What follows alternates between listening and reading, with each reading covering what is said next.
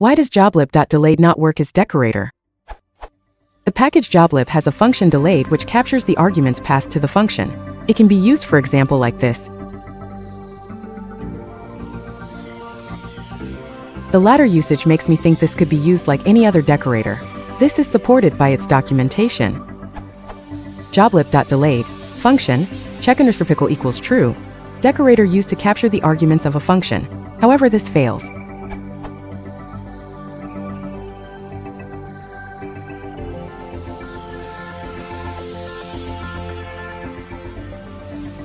I tried this with Python 2.7.12.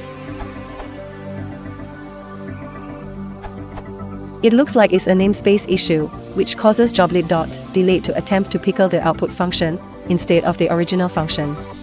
I haven't looked into the Joblib code, but the thing you proposed would be the way to do it. It's not ideal, but it works.